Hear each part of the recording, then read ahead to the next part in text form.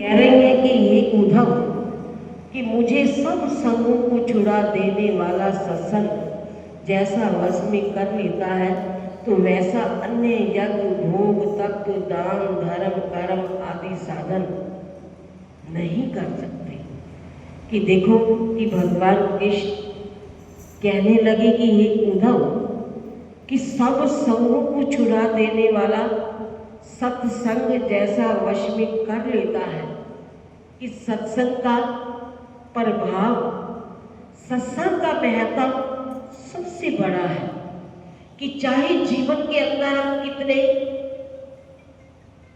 यज्ञ भोग तप दान धर्म कर्म आदि साधन करते रहे तो भगवान कृष्ण कहते हैं कि हे उद्धव जी, दैत्य राक्षस मृग पक्षी गंधर्व अप्सरा ये सब कुछ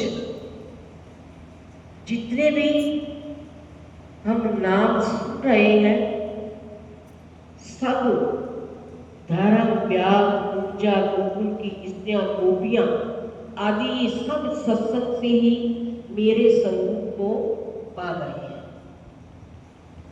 कि चाहे कोई स्त्री है या पुरुष है, जपी है तपी है, कोई है, सभी ने सत्संग से ही मेरे स्वरूप को जाना है। सत्संग से ही हमें पता चलता है कि सत्य क्या है और असत्य क्या है।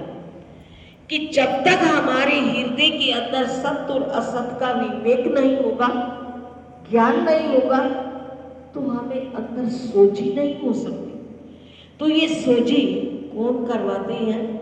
सतगुरुदेव। कि हमें पूर्ण कामिल सतगुरुदेव का संग मिला, सानिध्य मिला।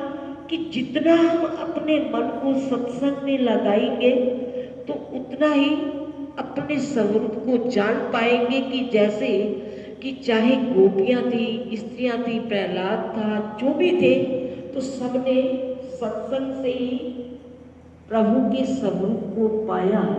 तो उन्होंने ना वेद पढ़ा ना वेद अर्थ ही, पर मेरे स्वरूप में समा गए। सत्संग से ही मिले हुए प्रेम के द्वारा गो गोपी यमुना अर्जुन वृक्ष मृग और दूसरे अज्ञानी सब कुछ पाकर पितार्थ हुए, मुझको ही पाकर। कि सत्संग की